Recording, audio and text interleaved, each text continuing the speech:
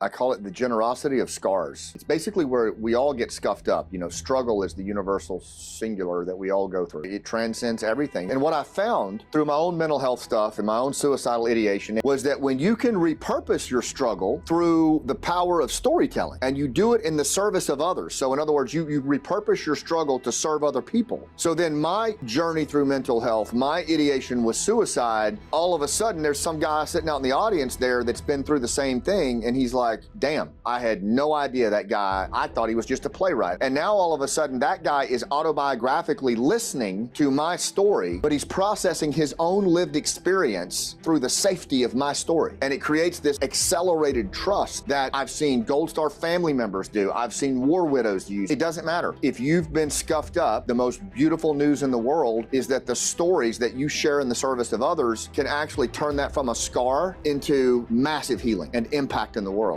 And that's kind of become my mission. My name is Derek Wolfe. I'm a Super Bowl champion and a 10-year NFL vet. Now, after a decade of professional football, I'm focusing on my other passions.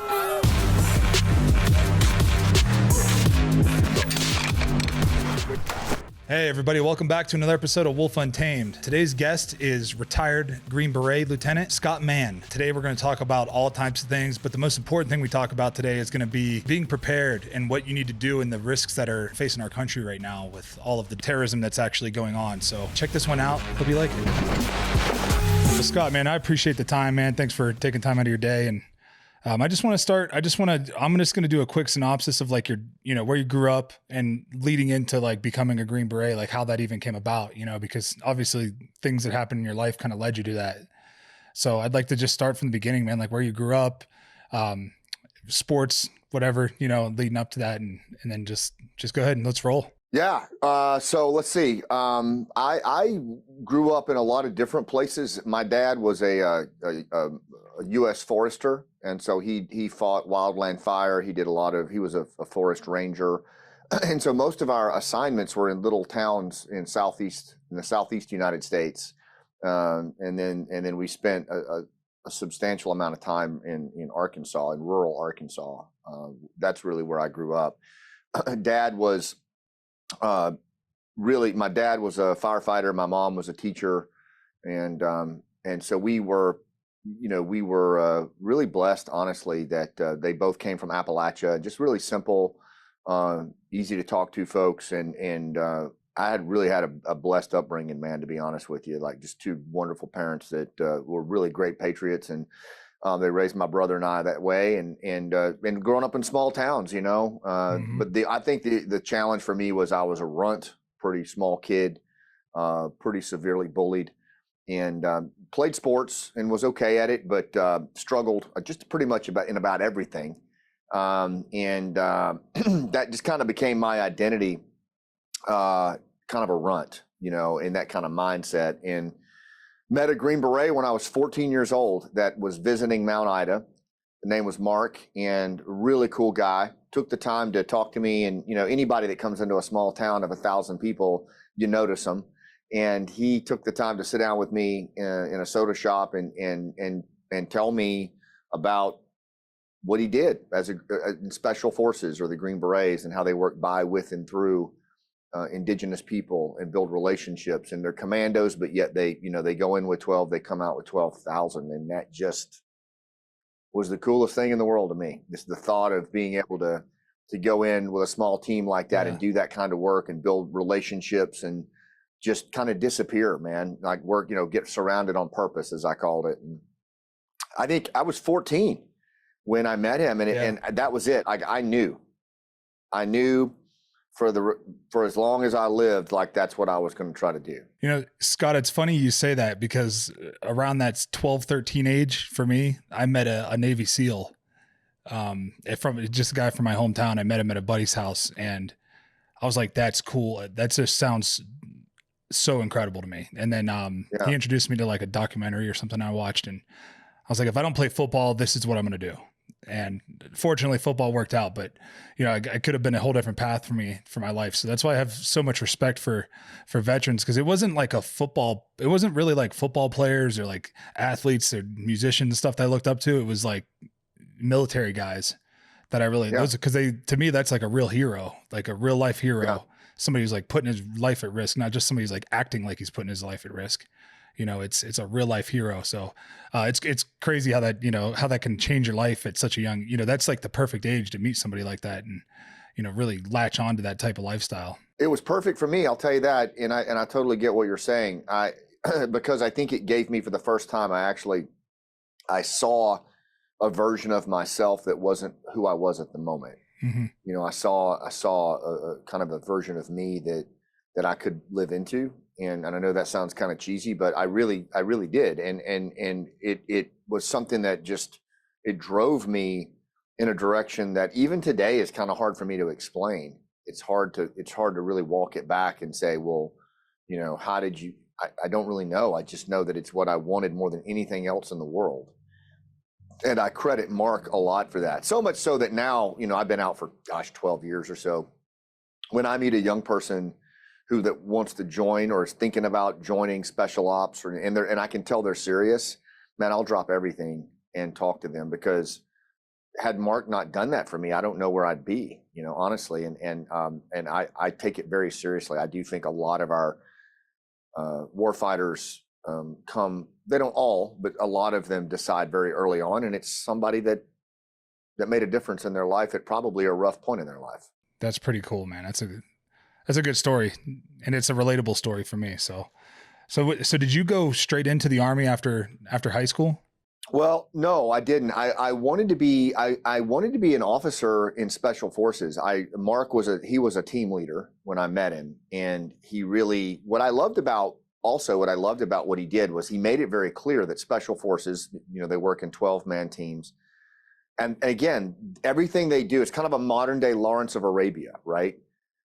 But yet they build networks and relationships, and they do strategic things. And he said, 80-90% of special forces, they're NCOs, they're sergeants. It's a sergeant's organization. Yeah. And the officers have the privilege to really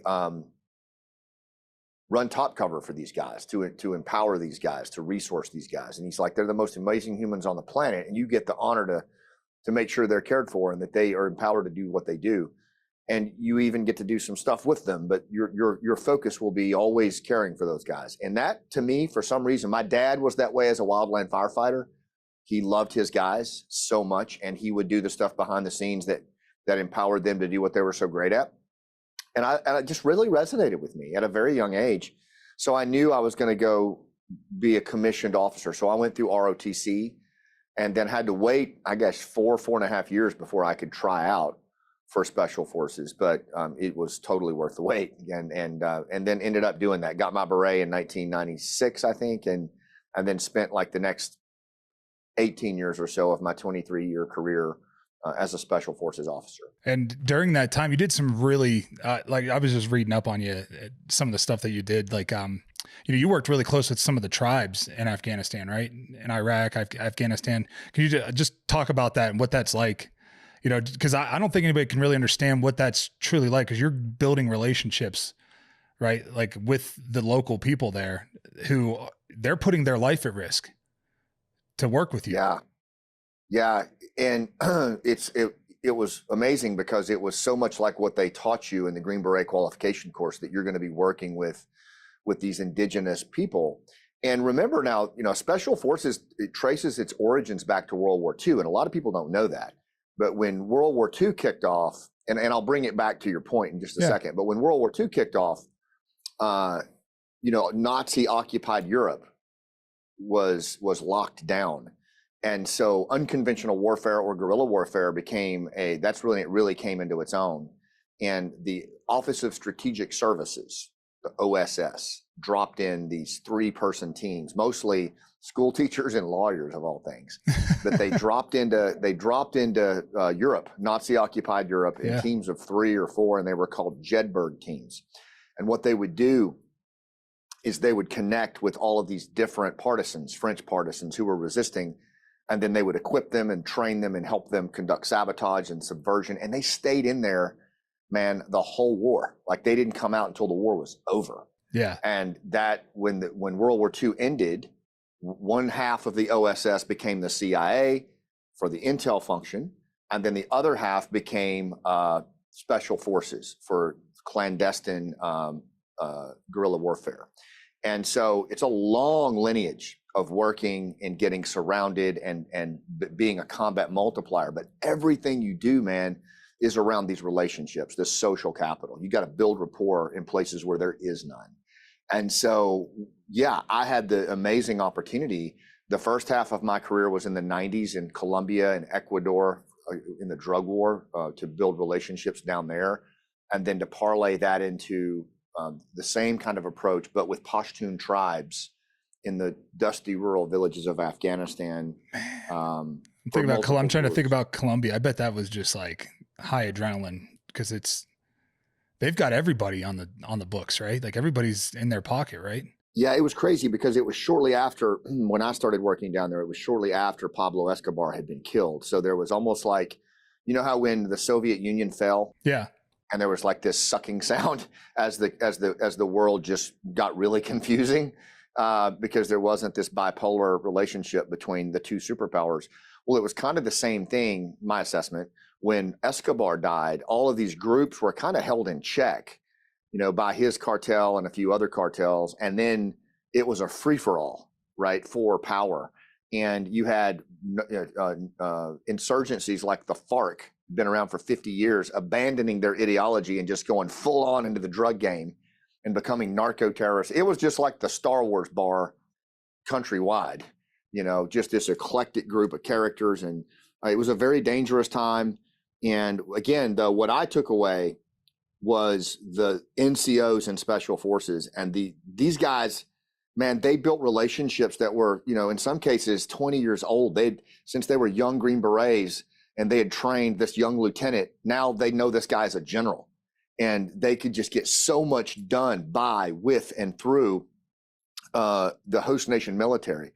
That really left a strong impression on me when 9/11 kicked off in Afghanistan. The importance of working by, with, and through, and how just you're never going to get anything done in life that's complex unilaterally. You're going to get it done through the relationships that you build. And yeah, working with the Pashtun tribes was the ultimate test in that relationship building. And I learned a lot in that world. Did you ever have any close calls with those guys? Like where it was like, we got to get them out of there, or like anything like that? I love history. So I love hearing the history of this stuff.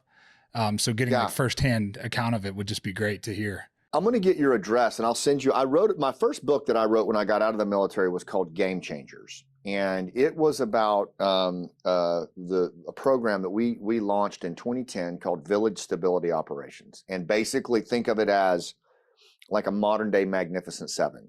Okay. Where for most of the war, Green Berets and other elite units had been so focused on retribution after 9/11, and understandably so, that we had myopically focused on the enemy. And in a lot of ways, institutionally, we had kind of abandoned our by, with, and through approach. We were living on big fire bases, and whatever relationships we did have with locals, it was to get after targets, kick in doors, and take out, you know, vetted targets. But we were certainly not endearing ourselves to local populations who were being exploited by the Taliban. But we learned that a lot of these groups a lot of these villages actually wanted to work with Americans, but they kind of felt like the Taliban had their foot on their throat.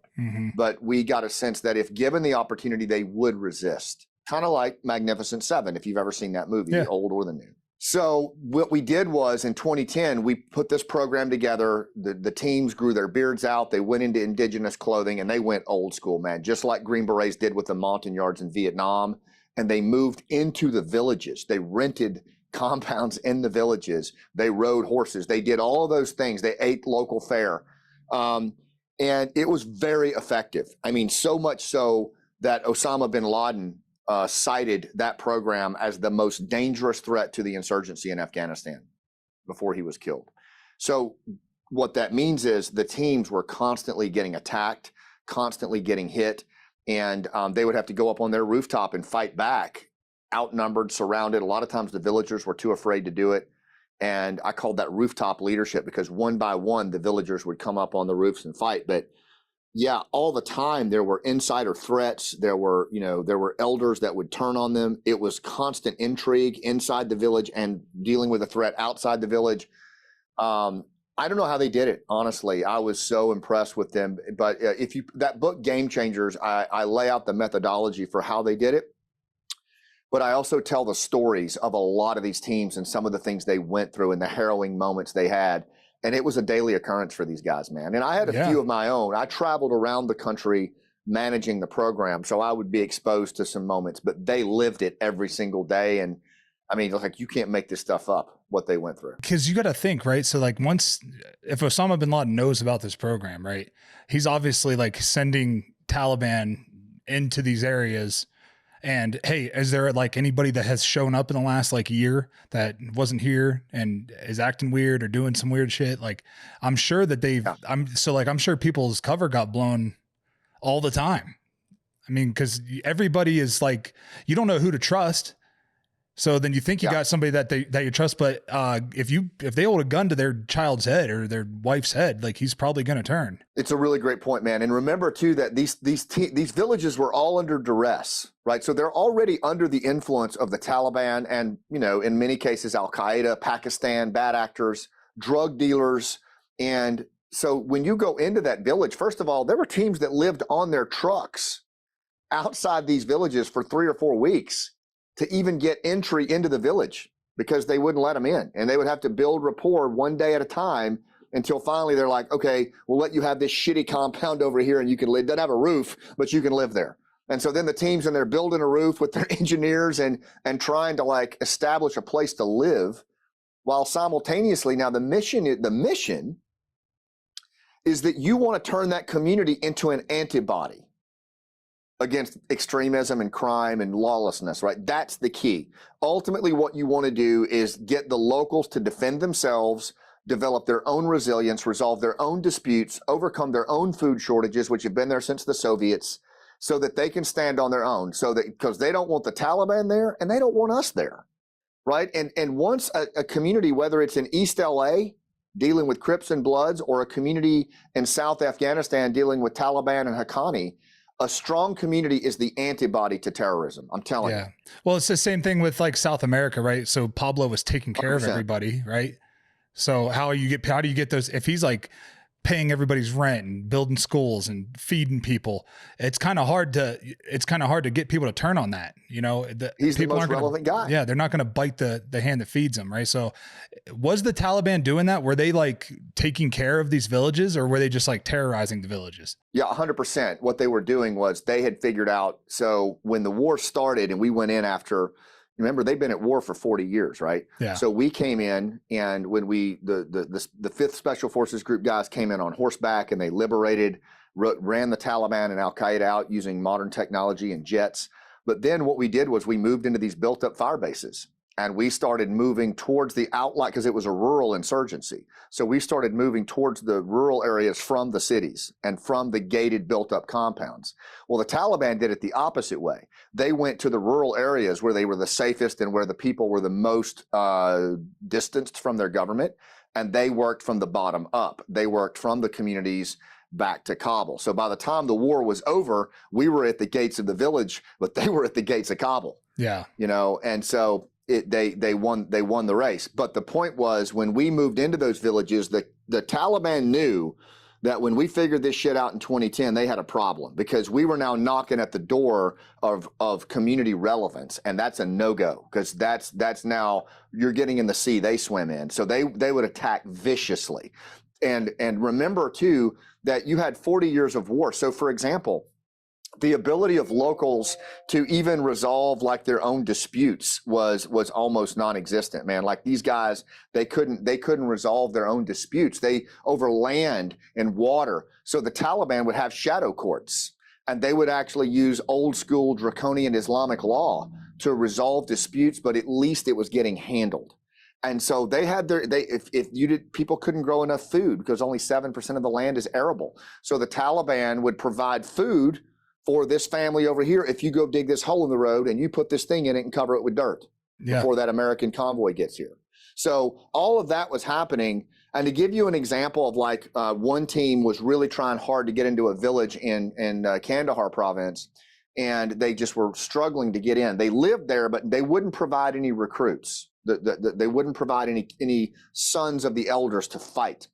And the team was just at their wits' end. And one night there was a big wedding. And so the team was not invited to the wedding. They were just staying in their compound.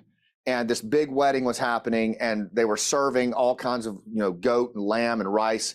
And a suicide bomber had infiltrated into the village from Pakistan because they knew that this team was there. And the Taliban actually thought that the villagers were supporting the team more than they were. And so this kid, a 14-year-old kid, has a suicide bomb on a plate of rice. And he's carrying this plate of rice, and he sits it down in front of the more senior elders and detonates himself. And slaughters like kids, women, old people. And of course, the team hears the explosion. They come running over, and there's body parts in the trees. I mean, it is terrible. And they're doing massive mass casualty triage, right? Hauling people back on ATVs to the hospital, doing trauma management, and they do an amazing job of what they've been dealt. The next day, they're trying to get a little sleep. They get up and they see elders walking across the field to their compound with all their sons, and it is game on. Yeah, because they realized that they probably could have been prevented had they, because that 14-year-old kid would have been vetted before he was able to serve food to elders, right? Yeah. There would have been a lot more, I think, collaboration, and probably would have picked up on that. And even and there would have been better security for sure. But the point was here that happened all the time. I mean, there was some version of that these guys dealt with all the time. So the threat wasn't just from the outside, or like when you roll on a target and you roll up on it and you know where the threat is and you got to go through that breach, like that's terrifying. But when you lay your head down at night, you don't know if an RPG is going to come through the wall. Or if the groundskeeper is going to roll a grenade in your room. I mean, these guys lived with this for at times a year at a time, and multiple tours. And you never see that in the movies. That's why I wrote the play Last Out, my play that I do that we perform with veterans, because I wanted to tell that story. It had never been told, and it really, to me, was the epitome of what Green Berets do. And had we stayed on that program, I think, and not abandoned it in 2013, we probably would have had a different outcome at the end of the war. So they did abandon that program? They did. They abandoned it around 2013. And we told, here was the thing was, we had told a lot of these elders, hey, if you stand up with us, we're going to stay with you for the long haul, because we had been given assurances from our leadership, and we communicated to senior policymakers. And we said, look, if you start this, it's like a glass shop. You break it, you buy it. You can't start this program and then just bail on it. Like you're talking, we said 50 to 75 years of this type of engagement is what's going to be required by Green Berets and others who do this kind of expeditionary work. It won't be 100,000, but it will be 50 to 75 years. And we pointed to Colombia. We said, we've been in Colombia for 50 years doing this 24/7, 365, 200 Green Berets every day. Nobody even knows, but there's a reason that Colombia looks like it does right now. It's because 50 years of engagement. Yeah. And so we got assurances that would happen. We made those promises. And then in 2013, Karzai and a few other nefarious actors and the Afghan senior levels that we were just swimming too close to their pond, they started making complaints to President Obama and others, and we were pulled out. And the scale of retribution that was done against those villagers was a foreshadowing of August 2021. And it was enough that I turned down 3 commands in a row and I retired. I couldn't do it anymore. I was like, I'm out. I can't be part of this. And so I hung up the cleats. You're lying to these people. Like it's a broken promise. They think that you're going to help protect them and make a real change. And they were slaughtered. And they got slaughtered. And it's just about I think every elder I recruited except one was killed. I mean, now, is that hard to live with? Oh, yeah. I mean, to the point that I almost took my own life when I got out. By 2015, I was standing in my closet holding a pistol. Well, I'm glad you didn't, brother. And a lot of it for me was guilt. It was just straight up guilt. I saw nowhere near the level of combat that a lot of my brothers did, living in those villages nonstop. But the number of people that were killed and wounded as a result of that broken promise, and A lot of my buddies that I lost doing that program, who I made assurances to that, hey, this is worth it. It's, that I would tell their spouses that it was worth it and that they died, and then all of a sudden we just bailed on it. And to me, it was a foreshadowing. I knew it. I was like, we're going to do this at scale. This is exactly how this is going to be Saigon all over again. Like, we're going to do this to the whole country, and I'm not sticking around for that shit. Like, I'm out. And I'd already been selected for a battalion command, and I turned it down. I turned down 3 in a row, actually, because I just couldn't be part of it. And I wanted to do, more on the outside than the inside. I still loved special forces. I still loved Afghanistan, but I just couldn't be participatory in that approach. And I'm glad I did, because it allowed me to get out. And even though I went through a really bad mental health journey, it connected me to aspects of restoration and healing on the veteran side, and telling the story, frankly, Derek, that hasn't been told. And that was kind of, I think, what God had in store for me. All of these stories from the 20 years that we spent over there are being glorified in movies and shows and stuff like that. And I'm just wondering why, like, as you're telling me this story, I'm like, why has this not been told more?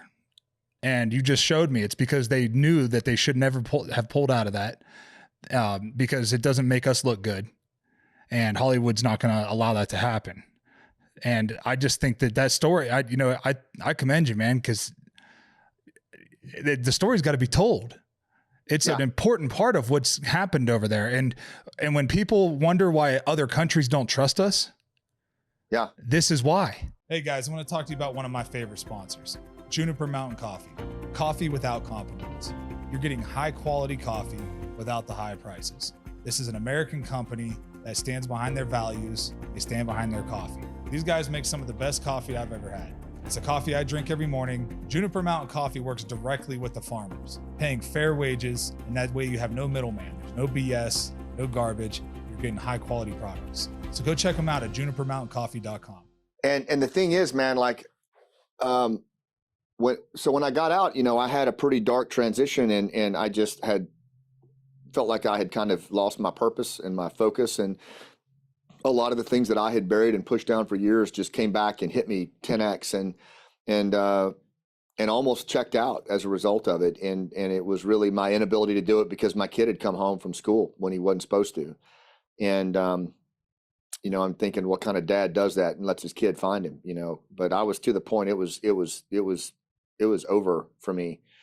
But it was a reprieve that I didn't expect. And it led me to a lot of shame and a lot of embarrassment. And I never talked about it. And I just kind of bumbled around, and I felt like I had something important to still say, because I looked at the way the country was tearing itself apart. I mean, we were divided along every imaginable line, race, politics, and it looked to me a lot like Afghanistan. Sebastian Junger, in his book Tribe, he says that most combat veterans are more than happy to die for their country. They just don't know how to live for it, because it's hard to know how to live for a country that treats itself with contempt that's normally reserved for an enemy. Yeah. And I just could not, that to me, I'm like, okay, so let me get this straight. All these years over there so that we could just tear each other apart here. Like, what was the point? And it really just sent me on a spiral. And where I'm going with all of that was a couple of mentors came into my life at that low point in my life. And I knew, again, like, I looked at the churn in the country, man, and I thought, I've dealt with this. I understand interpersonal skills, relationships, rapport building. I'm pretty good at that. But every time I'd try to get up in front of people, I would lock up. I would freeze up. I couldn't. I had so much anxiety and just fear, honestly, of getting in front of people. So much imposter syndrome coming home from the war, and I got connected to a couple. Actually, I got connected to a former NFL football player named Bo Eason. Oh, nice. His brother Tony played for the Patriots back in the day. Bo played for the Oilers, and Bo had become blew his knee out for the 7th time, and then became an actor, a playwright, and a story coach. And he taught me how to tell my story. He taught me how to take all of that TNT that was inside me and put it out into the world through my story. And it changed everything, man. It allowed me to talk about my mental health, to talk about Afghanistan, to talk about these villages. Hell, I even wrote a play called Last Out. And then to complete my midlife crisis, I learned how to act at age 50 and put a group of veterans together, and we toured the country 30 cities, 28,000 miles on a U-Haul van. We put it on Amazon Prime, 250 Gold Star families. And that's what we were doing when Afghanistan collapsed for real in August of 2021. That's what we were doing the play. We were helping people understand why that country matters so much, why our veterans go through what we go through. And all of a sudden we got drugged back into it when all of our allies got abandoned. And I bet traveling like that was really good for the guys because they got that camaraderie back and like a sense of purpose, camaraderie, being in service of others to teach, what's actually happened and what was going on over there. And I just think that there's a lot of healing that comes with that, talking to different guys. I've talked to a lot of veterans on this podcast and in other aspects of my life. I've just always respected the hell out of people that have sacrificed. I have a brother-in-law that's a chief in the Navy as well. So I'm around it a lot, and talking to them, it's always like whenever they could put themselves in service of somebody else or their community or being like in a brotherhood, it's always healing. And I think that's awesome that you were able to put that together, because it was probably really good for your mental health as well. I mean, I'm sure that's probably what saved you, was that ultimately what saved you mentally was like being in service of these other guys that you knew what they've been through. So you know how to share their story, and you've learned how to share their story and help them share their story. Yeah. I call it the generosity of scars. Mm-hmm. I did a TED That's talk cool. on it, but it was, it's basically where we all get scuffed up. Struggle is the universal singular that we all go through, right? No matter what we do for a living or how much money we make or what our religion is, or struggle is a biological necessity, according to Daniel Coyle. And it's the thing that we all relate to. It transcends everything. Even as a Green Beret, I would talk about struggle when I would go into those villages and try to win those elders over. I would talk about growing up as a poor kid cutting tobacco, and they would laugh their ass off, man, because the stories I would tell about tobacco farming were exactly what they went through sharecropping in Afghanistan. But it was the struggle that would make us laugh, and I'm sure you saw the same thing as a high performance athlete. Like, it's the struggle always that binds us. And what I found through my own mental health stuff and my own suicidal ideation, and then a connection to storytelling, was that when you can repurpose your struggle through the power of storytelling, and you do it in the service of others. So in other words, you repurpose your struggle to serve other people. So then my journey through mental health, my ideation was suicide. All of a sudden there's some guy sitting out in the audience there that's been through the same thing. And he's like, damn, I had no idea that guy. I thought he was just a playwright. I thought he had it all together. And now all of a sudden that guy is autobiographically listening to my story, but he's processing his own lived experience through the safety of my story. And he's making sense and meaning out of something that made no sense and meaning. And it creates this accelerated trust that I've seen Gold Star family members do. I've seen war widows use. I've seen traumatized veterans and first responders. It doesn't matter. Like, if you've been scuffed up, the most beautiful news in the world is that the stories that you share in the service of others can actually turn that from a scar into massive healing and impact in the world. And that's kind of become my mission. 1000%. It's, and I wanted to talk about that, because like that related, when you talk about, how it's the same, kind of the similar, like in an NFL locker room, you have so many different, people from so many different backgrounds, right? So like, I'm a poor white dude from Northeast Ohio, Appalachia area. My mom was a drug addict and alcoholic and didn't have a father. But like, I could really relate to a teammate from Dallas who kind of went through the same thing, but he's a black Muslim and we get along great. And we still to this day are really good friends. Like, if you can find the things that like you can, or more like that you have in common, the relatability there can create like a really tight relationship, regardless of your beliefs, your religious beliefs, your political beliefs, all that stuff. That doesn't matter whenever you can relate on like the things that you've gone through in life. And then you just laugh about it because it's like, oh, I get it.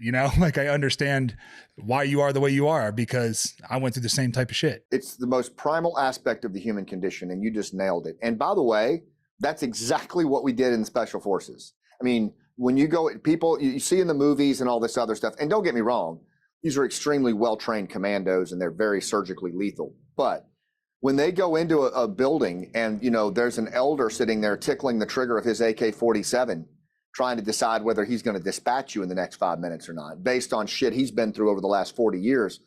You know, if the only tool in your kit bag is a hammer, then every problem in front of you is a nail, right? And that's what's got us to where we are today in pretty much every civil society. Is that's how everybody defaults to coercion every single time. But, you know, even though football is an extremely competitive, violent sport, right? The relatability that you have to have with your teammates is essential.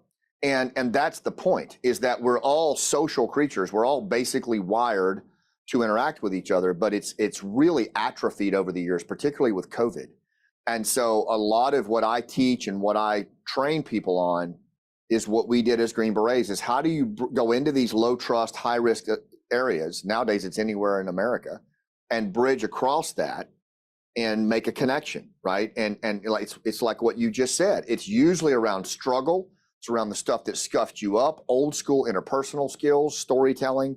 Like, that's where we connect with each other. And the better we are at that, I don't care what your industry is, the more impact you're going to have in your life, period. 1000%. You know, I there's too many times you see people that you see two strangers have an interaction with each other out on the street. And all it takes is for one person to say, once they're like, oh, you believe this, so you're far right. And then this person believes that, so he's far left. So now we have to hate each other. When in reality, I bet 90% of you and him have more, you have way more in common than you would ever imagine. It's just that little 10% of political and like random little political things those are what make America great, is us being able to have those differences and still coexist with each other and treat each other like brothers. And it doesn't matter if you believe that. I don't care. That's your right. You can believe that. I don't think you're a bad person for believing that. And just like they shouldn't believe that you're a bad person for believing that. But most people aren't capable of doing that. And I think COVID had a big part of that, because all people did was sit in their house and watch the news and watch all the lies. And if some people are watching CNN, some people are watching Fox. And it's like, you got down to like, they made it so everybody had to pick a side. It's like you either pick a side, or you can't be in the middle on any of this. You have to just be on one side or the other. And then now we're infighting, and that's what the powers that be want us to do. They want us to fight with each other so that they can control us. Yeah, I call them divisionists. Yeah, divisionists, leaders who are supposed to be stewards of bridging trust and social capital for our institutions and our communities and our corporations and our governments, have actually become leaders who foment division around a narrow agenda by creating in-groups and out-groups that are as tribal as anything you'll see in Afghanistan. And what really makes that insidious is that they know that the world we live in today, I write about this a lot in my latest book, Nobody's Coming to Save You. I talk about this thing called the churn, right? And the churn is a metaphor for these like churning levels of disconnection that are out there, the distrust and division in our society today. We've never seen anything like it, man. I mean, think about it.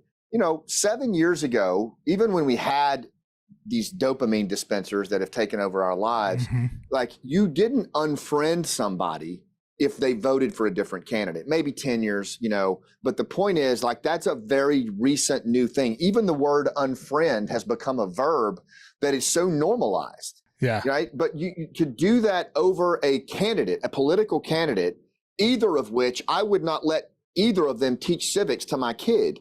Like, it is not a good move. Right. But it's not appropriate for the first world that we live in a society of abundance. You don't unfriend someone because they don't agree with your candidate. But we've got to that point. And I call it shadow tribalism. It is this re-emergence of our own tribal nature in the modern world, advanced by 24/7 news, by these things here.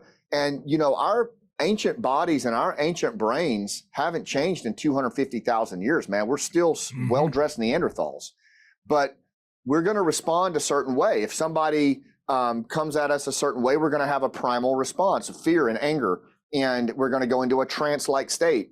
And these divisionist leaders have figured out how to keep us in that trance-like state all the time.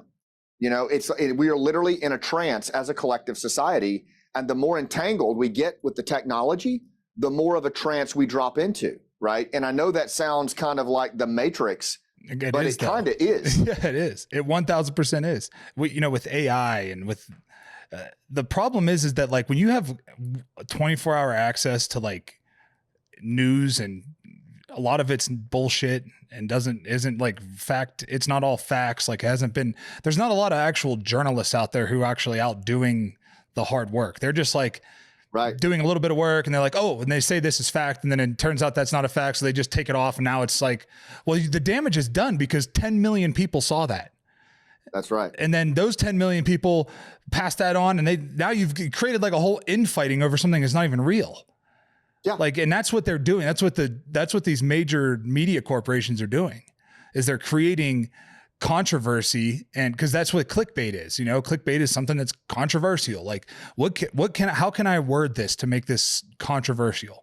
And they do it without thinking about who's going to be harmed by that, not thinking about what that's doing to society. They're only thinking about how does this raise me up on the social ladder, or in my company? How does this raise me up in my company? And it's sad, man. It's sad to see. And I'm sure like as somebody who, has been to like these third world countries and spent a lot of time there and seen, it's probably not that different than what was going on over there. Like they just are creating division. And if you create infighting, then you can control them. Yeah. And it is sad. And here's the difference between over there and here is at least over there, they know who they are, right? Over in Afghanistan, in Iraq, and those places, they know they're tribal. They know, and they are members of a tribal society in many cases. However, you've seen what happens when you have a tribal society in a modern arena. It will eat itself into complete chaos. And what you ultimately see is societal collapse.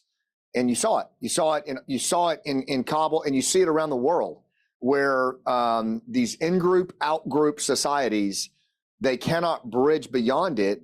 And so they collapse, and you have societal collapse. And it is so ugly, man. It's like a sinkhole of just human violence, and everything you do is for your in-group. So there is no rule of law. That's why people are screaming for these civil wars. I'm like, you're out of your damn mind. Anybody that's ever seen a civil war up close and personal, you know that what happens with that, it is the worst. And we live in a country right now that is for all of its flaws, it is a rule of law society. It values the individual above the group. It is a land of abundance where, punitive justice is the rule of the day. But it's not an entitlement, man. Like, it's not something that you're just entitled to, or our kids are entitled to. It requires leadership stewardship, and for leaders that can bridge beyond these in-groups and out-groups so that the group tribal dynamic doesn't take over, because that's where we all come from. Yeah. And when we get scared and angry, we go back to that. And that's what you're seeing right now, is these short-sighted divisionists who have a narrow agenda. They are actually fomenting primal tribal behavior to advance their agenda. And what they fail to see is how it ends. If we stay on this path and we allow ourselves to be manipulated through this trance state, and we don't lift our heads out of our phones, and we don't reclaim our agency, we are on the same path, in my opinion, for societal collapse as any other country in the world. And the problem is we won't even see it coming. Yeah, you're right. Well, it is one of those things now where you're either on the right or you're on the left. And if you're in the middle, you just don't care, because you don't think that you could do anything about it, and you don't want to involve yourself, and you'd rather just scroll on TikTok or Instagram or whatever. And just, because each side, like the left, they think that they're 1000% right. Yeah. People on the right think they're 1000% right. The people in the middle, they don't care. They just want to exist, and they want to get their little check, and, and pay their bills and whatever. And like go to work. Like they just live in this, like, it really is like a matrix. Like they're just doing what they're just like and I call them sheep, you know, I don't want to like offend people, but like you're just a sheep. Like you're being told what to do. You just do it every day and then you would die. Like that's what happens. You've surrendered your agency. Yeah. You know, you've surrendered your agency into this, what I call a represented world. That's not the natural world. You're not even in the natural world anymore. It's not real. You're in this represented world where the game is not the same. The game is manipulated. You talked about clickbait. Neuroscientists actually control this game. Mm-hmm. And they know that we will share information in an attention-based economy much more if it is fear-based of in-groups and out-groups, and that's what we share. So they build it that way. It's not a democracy in here. You know, it's not free speech in here. It's a killing field. Yeah. And you know, the thing is, man, this is where I get really concerned. You were talking about being on, you know, kind of being sheep, is that we can reclaim our own agency. We can actually do that. We still have agency. We can reclaim it. But if we don't do it pretty soon, we are surrendering that agency to all of this digital entanglement. There's this article written, I recommend everybody take a look at it, by a guy named Jonathan Haidt, Haidt, I believe, and it's in the Atlantic, and it's called Why the Last 10 Years Have Been Uniquely Stupid in America. And it's all about this digital technology and how we have completely surrendered our agency and our autonomy to a rigged digital system that just draws us in. But the danger is that what it brings out is our most primal tribal response. That's why I call it shadow tribalism, because it's the worst part of tribal society. It's not the storytelling and the reciprocity and the rapport that tribes do. It's not the long form communications and honor. It's all the stuff around feud and shame and fear and scarcity. The negative side of tribal behavior is what is elicited from surrendering into this arena. And you see it all the time. You saw it in the election. You see it on social media where people are just vicious and rigid, and they speak with contempt, as Younger says, normally reserved for one's enemy. And he goes on to say that couples who are married do not stay married long once they start to speak with each other with contempt. And I believe the same is true of nations and communities. Oh, 1,000%. I mean, it's all about how you speak to you. We are all in this together. Like, it's just a bigger, like if you want to break it down to like your household, right? You know, so like if your wife gets upset with you and you're not accountable for your action or whatever it was that you did, and you try to make excuses for it, this and that, like she's going to start to resent you.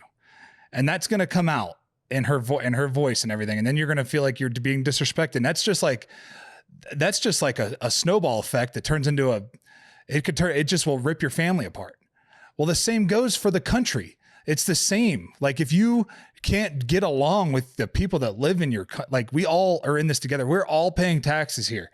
Like we all are in this together. We're all going to these schools. We're all like, everybody's in it together, man. It's not, we have to come together on all, we can disagree on things, but like when it comes to like the security of our borders and like things that are like really simple, or like, protecting children, things like that. Those are things where we can come together on. And instead they try to find ways to like, instead of us having a border, like the government does it all the time. Instead of having a border bill that's all just about the border, they throw in, oh, we're going to send $5 billion to Ukraine too. Well, why does that have to be in there? That's just to create division. The only reason why they would do that is to create division, because they know that nobody on the right side of the aisle is going to vote for that. And that's what it comes down to. It comes down to they would rather create chaos than to have us all unified. Because think about like 2001, right? When 9/11 happened, I was 11 years old. And I remember like the country was so together. You know, everybody was like, we got one common enemy.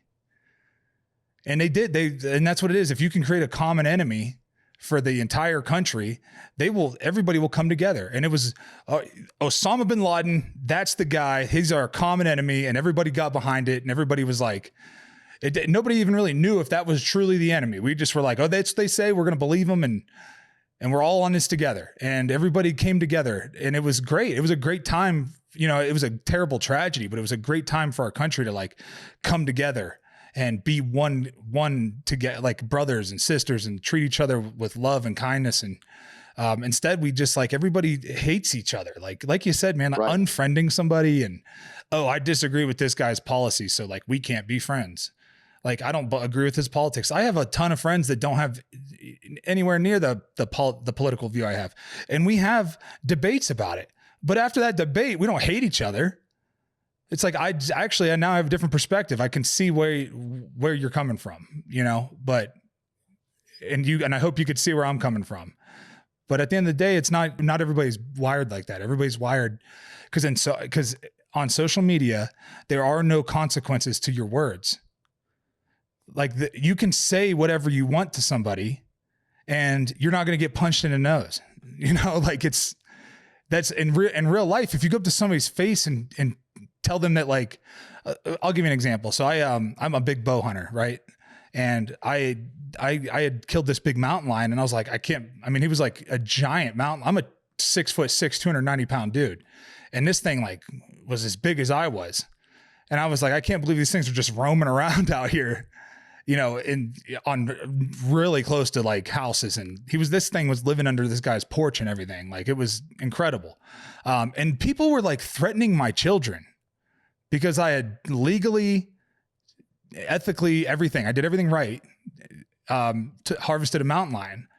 And they don't care about any of the science, any of that stuff, just their emotion. But they're like threatening my family and saying they hope my children are raped. They hope that my wife gets cancer. They're saying all these crazy things, but they would never say that to my face. They would never stand in front of me and say it to my face because they know I'd rip their face off. Like, so there's no consequences to what you say on there. In this fake world nothing's real. People are filtering their pictures. Nobody even looks what they're supposed to look on here. It's all fake. Yeah. And Ian McGilchrist calls that a represented reality, right? And I love that because it is a different realm. It's not the natural world. So just think about that for a second, right?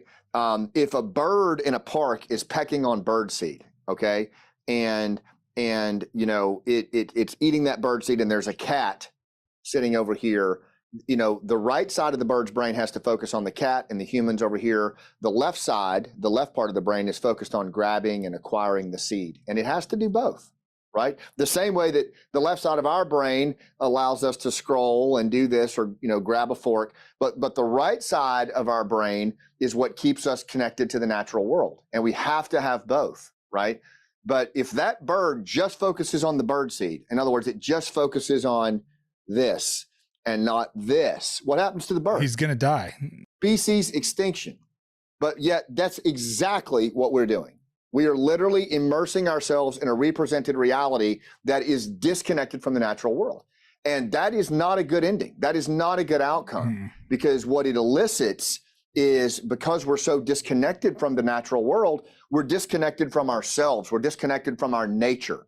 And you just talked about it, like the harvesting of a mountain lion. Like, that is in all of us innately to know and understand that, right? But we've created so many filters in our lives, and we've tried to over control everything in right here. And so one of the big missions I'm on, man, is that I think we can rally around a common enemy. And the enemy is not the Republican, it's not the Democrat, it's not the mask or no mask. The enemy is what I call the churn.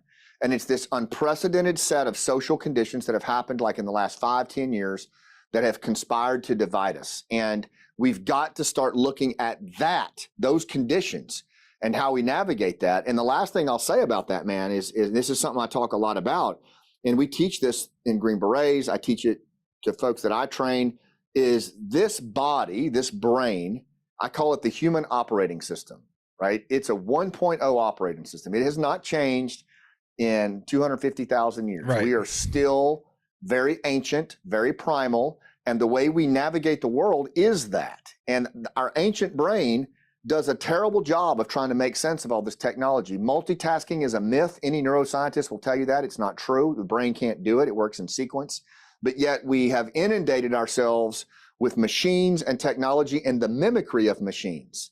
And so what I'm trying to get at here is if we're going to have a competitive edge, I think we have to reframe the enemy as this unique set of social conditions and this trance-like state that people are in. And we're going to have to understand this human operating system, the fact that we operate off meaning and emotion and social connection, and we're storytellers, and we all struggle. I call it the MESS acronym. But just doing that will give you a competitive edge in how you engage people, because we've forgotten who we are. And getting back to our human operating system is a massive step in reclaiming the vehicle before it goes off the cliff. Yeah, and it takes practice. You have to practice it. Like you sure do. Because it's easy. I catch myself doing it all the time where I'm like, oh, that guy's an idiot. Like, he doesn't know what he's talking about, you know? Like, I don't want to even be around that guy. But that's not that's what he's thinking. He's thinking the same thing about me. So if I want to be the change, I got to be the change if I want to see the change, right? So, and it's like, okay, I gotta, and I'll do it again. I'll break it down to like as simple as like any relationship you're in, like especially with your wife will mirror your attitude. Yes. So if you have a shitty attitude, you'll be like, why is my wife like? I've caught myself being like, especially when I was playing, because I was just like so locked in on getting the quarterback, see ball, get ball. Like that's all I cared about. And like, I was just like, I had to be angry all the time because I had to play angry. And so I got to stay ready. So I got to get ready. And it was just like not a healthy headspace to be in at all times. And I would catch my wife kind of like doing the same thing. And I would be like, man, that's like, we're really out of character for her. And it's because she's around you all the time. She's going to mimic the things that you're doing. Same as like, you'll mimic the things that she's doing. It's like, I tell my kids this all the time. If you want to be a great person, you got to surround yourself with great people. That's great. Like you become the people you surround yourself with. And so if you hang out with a bunch of losers that don't care about anything, you're going to eventually become that, because that's your little clique. Like that's what you guys all do. You guys don't care about anything and you have these beliefs and that belief. So you have to surround yourself with like-minded people, but also be open to allowing other people with different viewpoints to join your group. You know, it's okay. Yeah. You have a really good command of this. And I'll just tell you I spent years in this body of work and the science backs up everything you're saying. Mm-hmm. Like, just so we're clear, like this is what's taught to guys and girls that have to go into, high threat environments. And, the reality is we're social creatures. So we do actually mirror each other. That happens. And it's a real thing. And social, that saying behind me, connect like your life depends on it. That's what I teach young Green Berets, because it does. But that's not just true for Green Berets. That's true for all of us. If we don't start valuing human connection as a life skill, we're screwed, right? Yeah. Because anything that comes our way as individuals, you're not going to survive it. And the other thing, there was one other thing that you were talking about with the way that we respond to things, but I think it escaped. Oh, I know what it was. There's a guy named James Clausen who I taught leadership with a few years ago, and he says that humans are mostly energy, and that leadership is the management of energy, yours and those around you. And I don't think that's ever been more true than today. Right? If you think about the emotional temperature of where people are on the thermometer, they're almost always in the red or right at the red. And we are too, like you said, and we're all playing angry because we feel like that's how we survive now. But the reality is our body's not even designed to do that. No. At a primal level, you would get angry or afraid if a saber-toothed tiger jumped out of the bushes 10,000 years ago, and you would deal with the tiger in that sympathetic state of fight, flight, or freeze. But then you'd go back to the cave dwelling, you'd cook fires, you'd bury your dead, you'd tend to your wounded, you'd cry and mourn, and you'd tell stories around the fire, and you would drop down into a parasympathetic state of calm and connect, and you would metabolize all of the lessons learned, and you would crystallize the learning, and you would tell stories to accelerate the learning to those that weren't there. They'd feel as if they lived it. And all of that social capital is happening around that moment of struggle, right? But the bulk of your time is in a parasympathetic state of calm and connect, rest and digest. And then you episodically go up when you have to fight or when you have to deal with something. Well, we're the opposite now. Now, because of these things and 24/7 news and everything else, we're living in the red. Yeah. And the body can't sustain that load. I think that's why our kids are killing themselves, and former athletes and first responders and veterans, because the body simply cannot stand that load. It cannot stay. I don't care how tough you are. It cannot stand, and it cannot stay in a sympathetic state. And everybody is one click away from, going full on to somebody else. Yeah. And it's a very dangerous, it's like a powder keg, and you see it everywhere. So leadership today, I think, is where it's going, is you've got to bring the emotional temperature down of your teenager, of that person across from you, where they can even listen to what the hell you're saying in the first place. They can't even hear you. They're so pissed off. Yeah. And how do you lead through that? How do you do that? How do you get the other party ready to listen to what you have to say? The same way you do that elder that's tickling the trigger of his AK-47. You got to connect with him. You got to build rapport. You got to listen more than you talk. You got to ask open-ended questions that let them respond. I mean, it's a skill. And if we don't pick it up, man, we're in trouble. Yeah. It's funny because I had a moment like this with my 5-year-old. I have a 5-year-old daughter and a 17-year-old daughter. And it's different. It's funny because my 17-year-old daughter is very emotionally intelligent. And she even if she knows if I'm like joking with her, she'll be like, she'll say things like, I'm not going to argue with you over fake scenarios. Like she'll say that to me. And I'm like, I love to hear that, like, thank you for of showing me that you're like unbelievably intelligent. But my 5-year-old, this morning, it was about the outfit that she was going to wear. Right. And it started with she was playing this game on her. She gets like 10, 15 minutes of screen time a day. And it's in the morning while she's eating breakfast, like getting her day started. Like I wanted her to start her day in a good mood and with a good meal. And she wanted me to buy this thing that was like $10 a month and had all this. And I'm like, babe, you don't need that. It's just not something you need. And I think most parents would have chose to not fight that battle and just paid for the thing and canceled it when she got done. But no, I was like, I'm going to teach a lesson right now. And she's going to have to, I'm going to teach her how to regulate her emotions on this.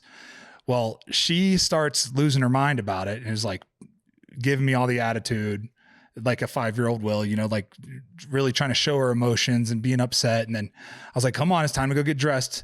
So we go upstairs and we're getting dressed. And then she's pissed about the outfit I pick out for her, right? Doesn't like the outfit.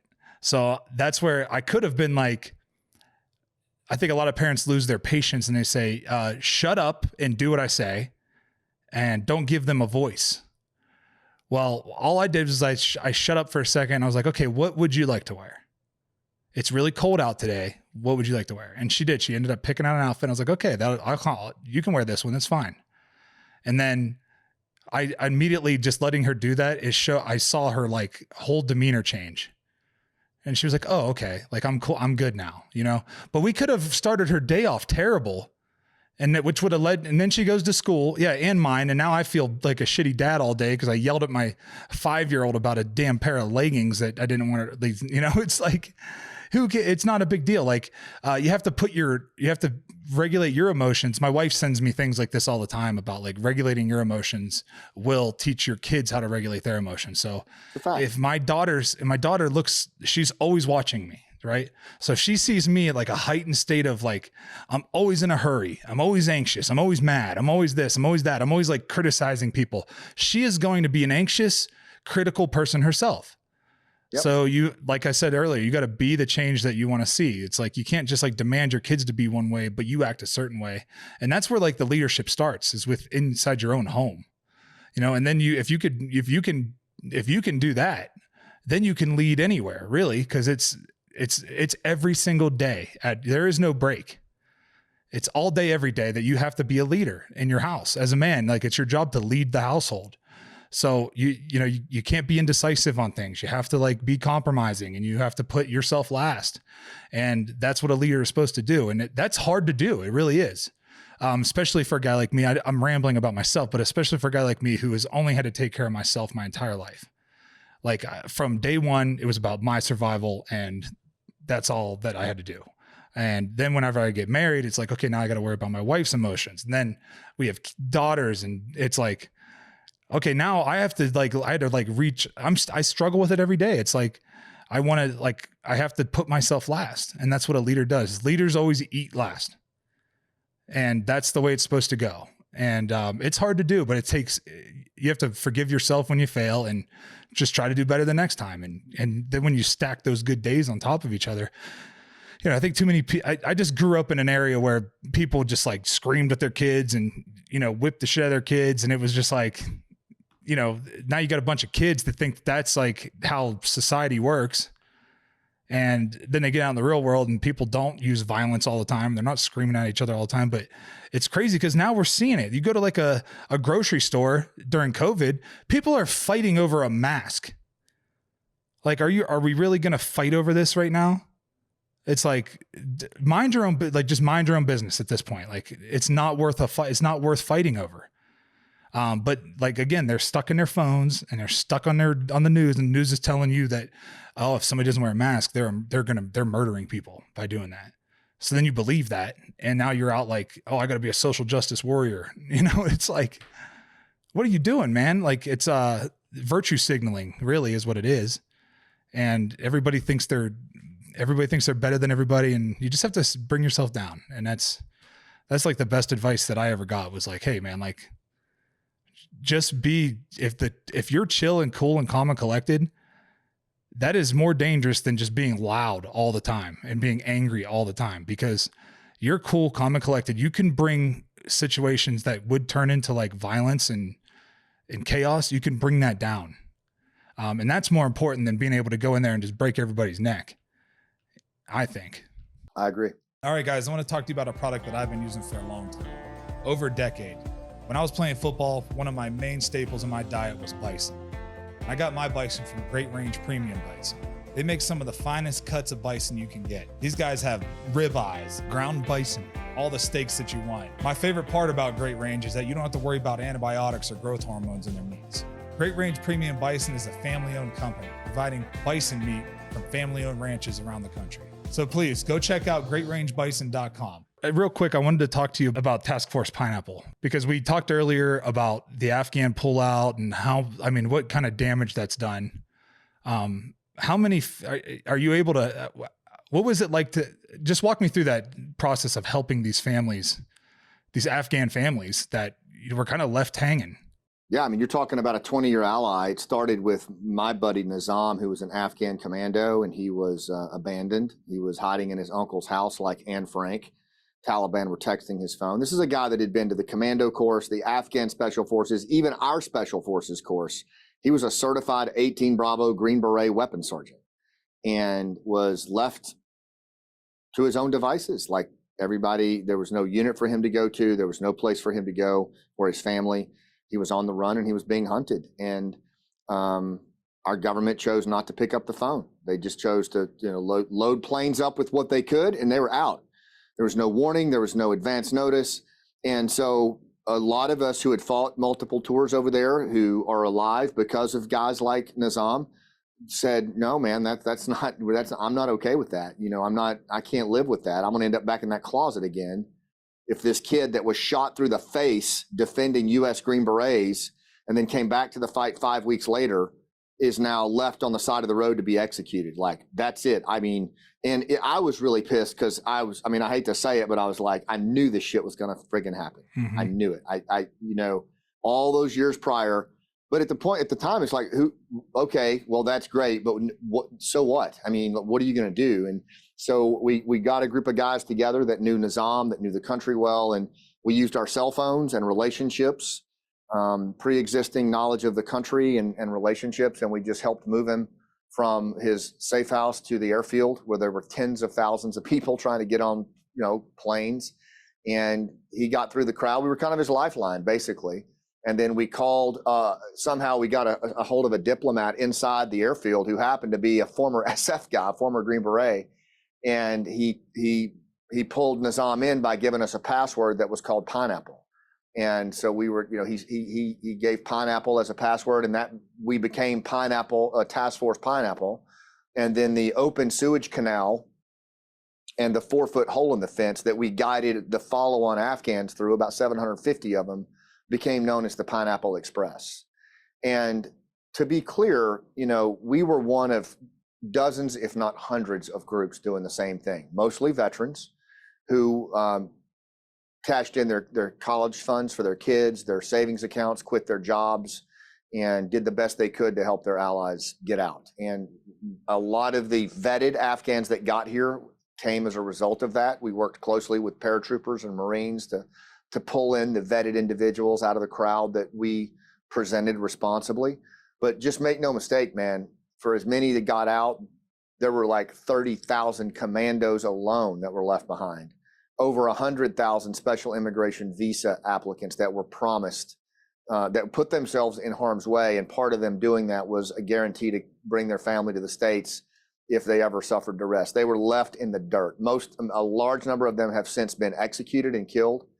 Those of us who didn't hang up the phone have been on the phone for 4 years. There's groups that have paid for safe houses for 4 years. They've started nonprofits. They've paid for babies to be born. And they're even getting threat information right now, man, about the reemergence of Al-Qaeda and ISIS because of the reciprocity we have with these abandoned folks that have access and placement that the CIA and other agencies are not even getting because they don't trust them anymore.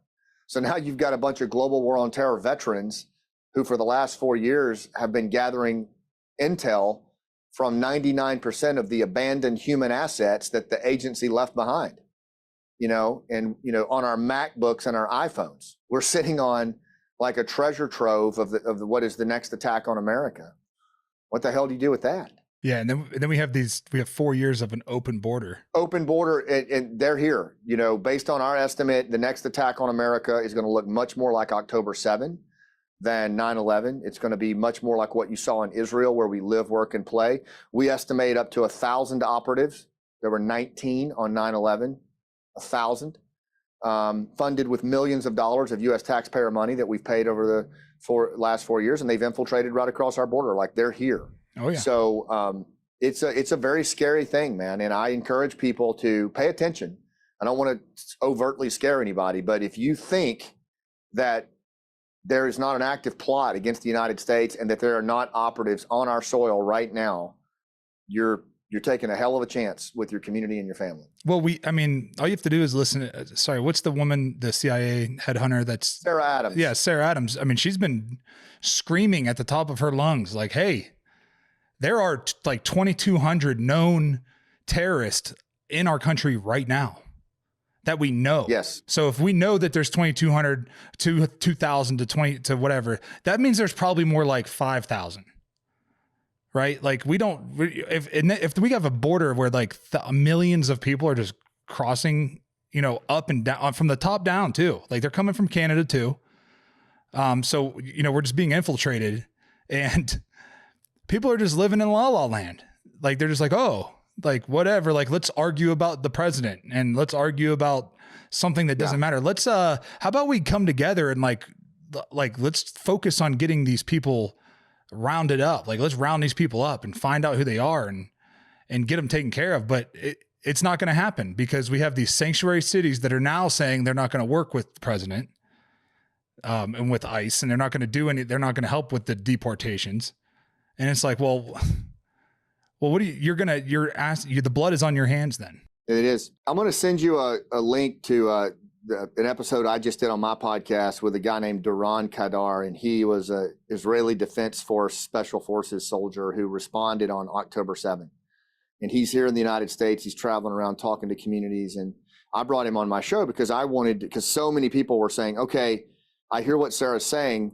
And I had Sarah on my show too. And they're like, what do we do about this? And so I brought Duran on because I want people to hear from a hardened Special Forces soldier what he saw on October 7th and what they brought that day. Because I don't think there's a better way to understand what we're dealing with than someone who lived it. And it is staggering, man. It's staggering what we're potentially up against here. And what's even more staggering is that our leaders are actually pretending like it's not real. Yeah. Some of them are. Some of them, a lot. There are some that are trying to do something about it, but it's like, why? How is this not a bipartisan issue? Like, how is this not something that we should all care about? Because you're putting Americans' life. Like, can you imagine? I mean, so my wife, we like to go to these music festivals. That's something that we like to do together. So I was at one down in Mexico 2 weeks ago. It was called Zamna, and there was 80,000 people in the crowd, and there wasn't a single form of protection against anything around. Like, all they're doing is like searching you for drugs when you walk in. You know, it's like, what if somebody came in, like if somebody flew, like it's in the jungle, somebody could easily fly one of those, what are those things that they flew over the fences in? The gliders. They could glide over and do so much damage and kill so many people. And we're not even paying attention. Those music festivals go on all across the country. They're all over the place. Like, EDC in Vegas is like, I mean, it's a giant festival, and I mean, there's 100,000 people out there. It's like, yeah, they can cause some real carnage and kill a lot of people. And we're just like, yeah, we're just going to turn a blind eye to it. It's scary, man. It scares me, and it makes me nervous to be out in like really crowded areas. I don't like being there. It makes me uncomfortable because I'm awake to what's actually happening. It's good that you are. I mean, Sarah and I have a book that we're doing with other analysts called The Gathering Storm, and it's coming out. I'm hoping we're going to self-publish it like in the next week or two. We're really rushing to get it out, but it's exactly what we're talking about. For anybody who takes this seriously, we actually looked at October 7. We looked at Mumbai.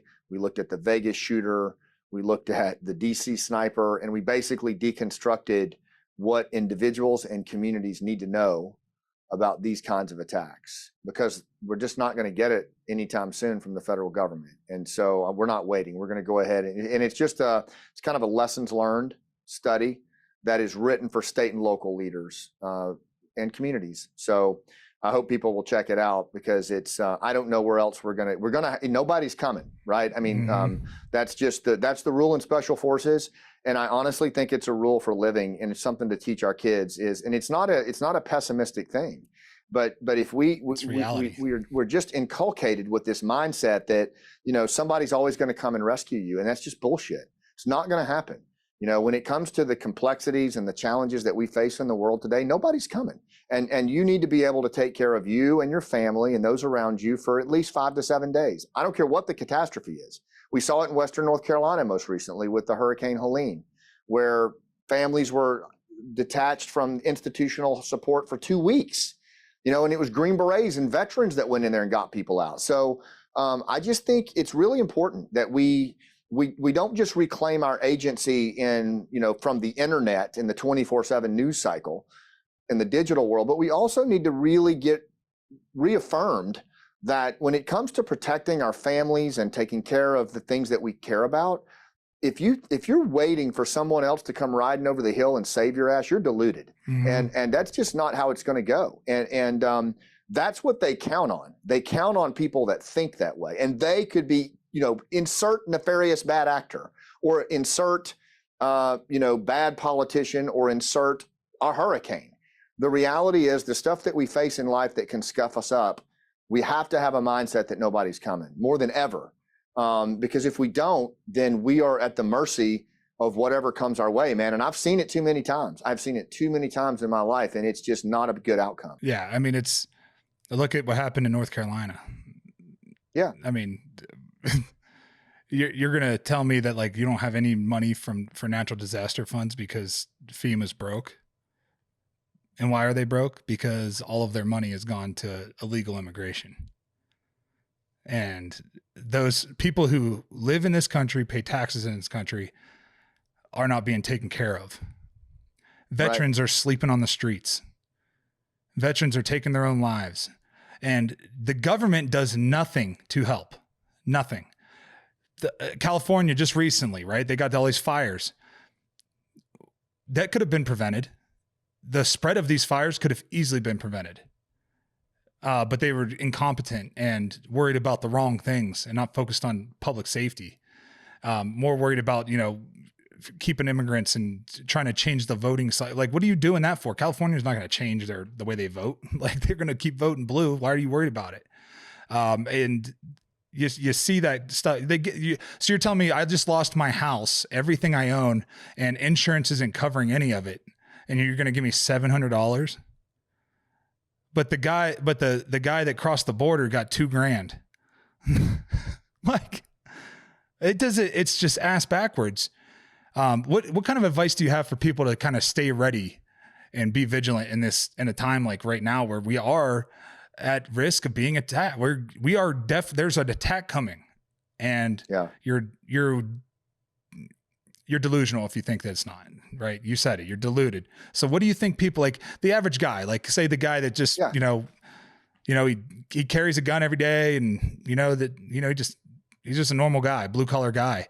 How does he stay ready, and what kind of precautions should he take? So I do hope people will watch episode 1 and 2 of my podcast, because we go into this big time. I hope they'll get a copy of The Gathering Storm, because we lay out lessons learned, man. Best practices from communications, off-grid stuff, but I'll just give a couple to what you just said. And we'll put those links. We'll put those links on the episode so people can click on those and go check it out. We recorded it specifically for that question because we're getting it so much. But let me just speak to at the high level. I think here's what I would tell folks.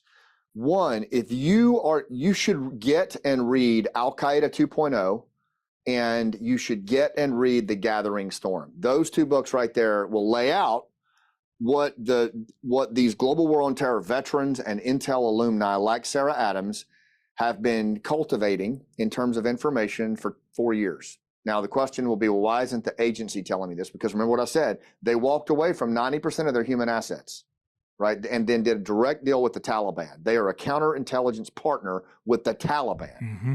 We're sending them $80 million a week. 87 million a week. And that I don't even think that counts the CT dollars, the counterterrorism. So where I'm going with that is, I want to know, what are the scenarios? Because honestly, these guys have told us what they're going to do. They've demonstrated it in Mumbai, where 10 terrorists with rifles, pistols, grenades, locked down a city of 19 million people for 10 days, mass casualties. And they were there for one reason, body count, and to inflict as much harm as they could. And they held terrain, 10 dudes in a city of 19 million in Mumbai for 10 days in 2006, I believe. Look at October 7. I've interviewed so many people that were on the ground on October 7 or were in the IDF, and they all say the same thing. We completely underestimated what they were going to come at us with. They were dressed like police officers. They were in military vehicles. They were comforting children in the homes of their parents as first responders while simultaneously executing their parents in front of them. So that for the rest of their life, of that child's life, every time they see an Israeli IDF or first responder, they'll have a traumatic episode. Like, I cannot emphasize enough, the scenarios are available, and we need, just like you look at scenarios of past hurricanes or past crises, you always want to take a scenario-informed approach to your life. Look at what's happened, look at what folks are telling you, and do your own analysis. Because when you look at the scenarios, for example, what I just said about uniforms, right? How many state and local law enforcement agencies are having conversations with adjacent communities about what to do if bad actors don first responder uniforms?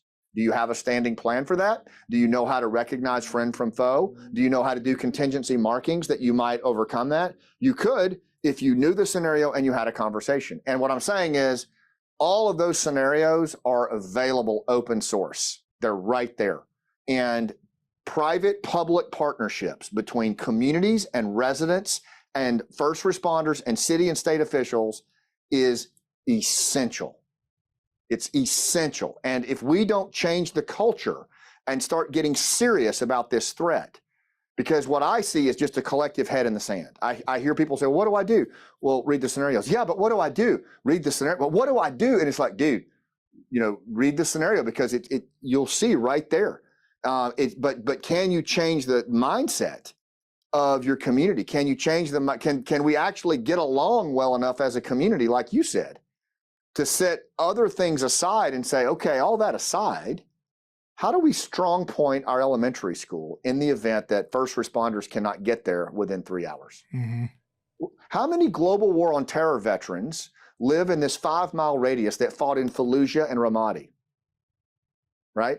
I mean, there are so many options available. And honestly, what it comes down to, I think, is because it's such a horrific, unpopular reality that no one wants to think about it. Yeah. I think that's actually what it comes down to. It's the same thing with like the child trafficking stuff. People hear these stories and it's so outrageous and so disgusting that they can't even, they have to disassociate with it, because to know that that's really happening to children. I know firsthand because my wife and I got involved with an organization, and I was like, this is really fucking with my head. Like this is fucked up. This is so fucked up and so disgusting that like you have to disassociate with it. And that's what's happening. People are like, oh, it's almost like a worry about it when it comes. And it's like, well, you better be prepared and you better have a plan and you better have, and I think you're right, man. I think that bringing communities need to come together more. Cause like too much, like there's not enough community, like people don't even know their neighbors. They don't even know each other. It's the ultimate antibody. Just like I talked when we started this conversation about village stability operations. I told you community is the ultimate antibody to bad actors. Mm-hmm. I don't care where it is. And you build in a community, the rule of thumb is you build trust when risk is low and you leverage that trust when the stakes are high. That's the only way that formula works. You have to build trust when risk is low and you leverage it when the stakes are high. And right now we're not doing that. We're thinking that somehow we're going to come together in this crisis. But look what happened in COVID. Nobody came together. No. We actually went at each other like tribes in COVID. When that should have been a 9/11 kind of thing. Like whether you bought into the gravity of it or not, it represented an existential threat to the country that we needed to figure out. Yeah. But we didn't come together as a country to figure that out. We actually fomented and went into tribalism.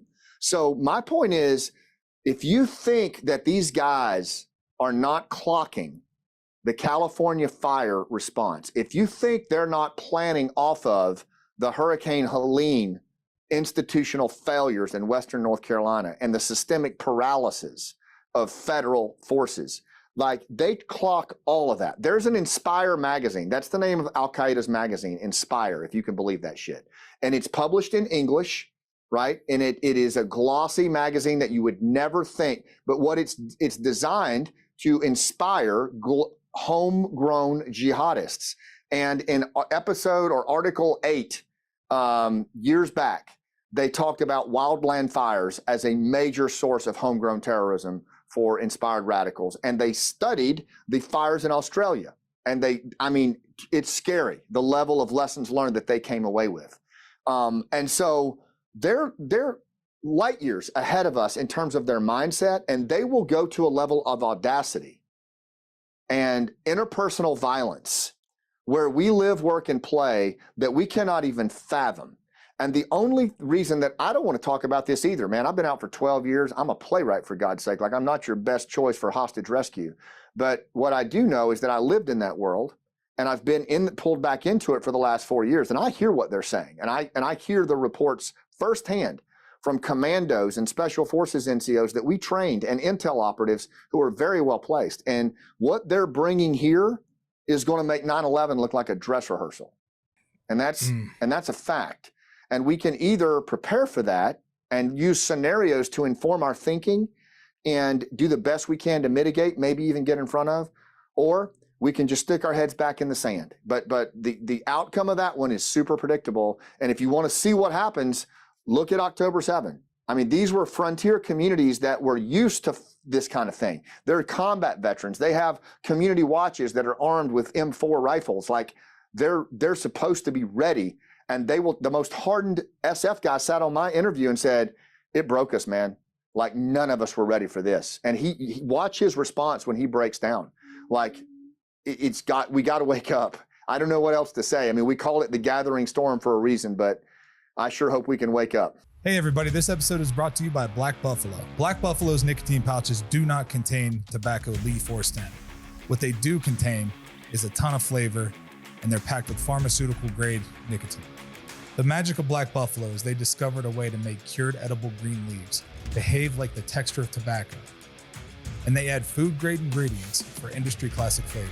You're in good company if you roam with the Black Buffalo herd. The business was built by dippers with decades of smokeless tobacco use. They manufacture their tobacco alternatives with respect for those products that came before them.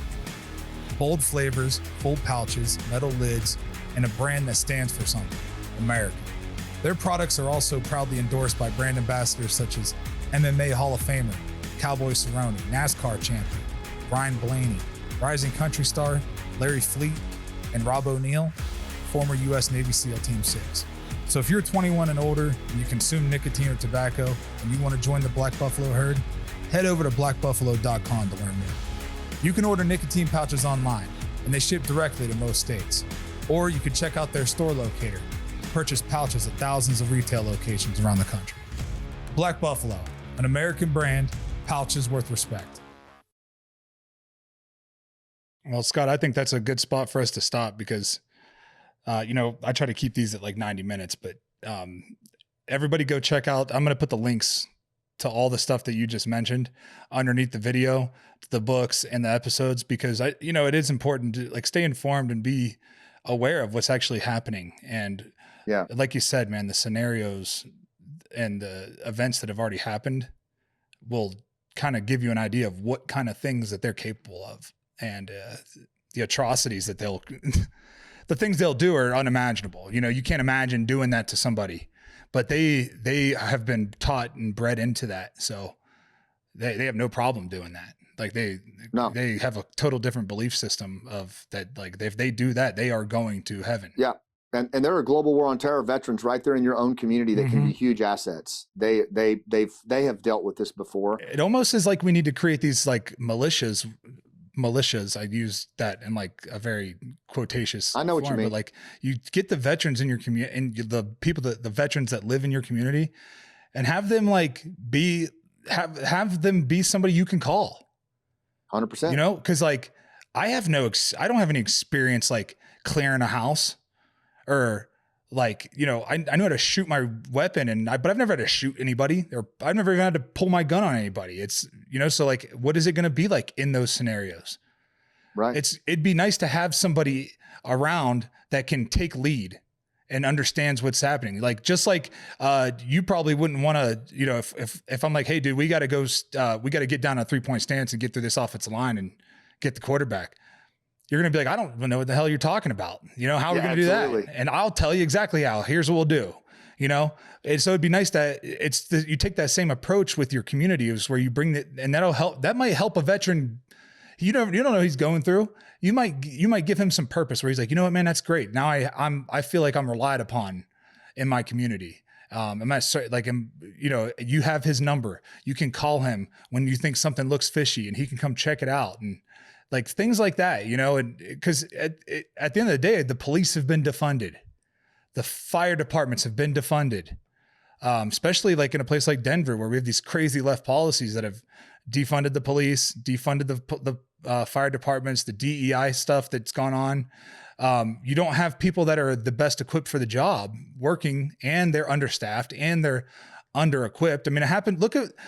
There's no way that in this country we should have Venezuelan gangs taking over apartment buildings.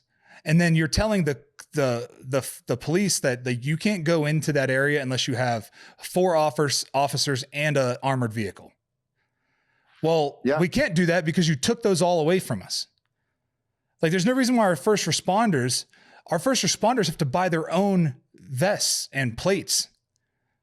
Like, you're taught, that's insane to think that, I only know that because we donated a bunch when I played, because we found out that these guys don't have, we have cops around us all the time, and first responders around us. And they just kind of like, we were like, asking them about their vests and stuff. Like, yeah, we had to buy this ourselves. We're like, what?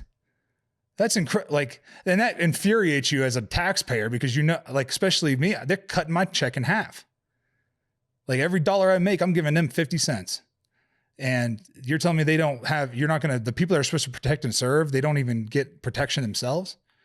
That's that kind of stuff. So yeah, man, I think that's a great advice, to reach out to your, go to your local gym and meet a cop, meet a veteran, meet a guy that, has kind of been through that stuff, and get his number so you can call him when shit hits the fan. if shit gets bad or shit gets a little bit weird, you can call him. You got somebody to call who can come and help the community because they are willing to do it. I know they are, and they would love to do 100%. it. So Scott, man, I appreciate the time. Thanks for this, the great stories, man. And sharing everything with us. And hopefully this book takes off and people wake up. I hope so too. Yeah, let's stay in touch. Absolutely.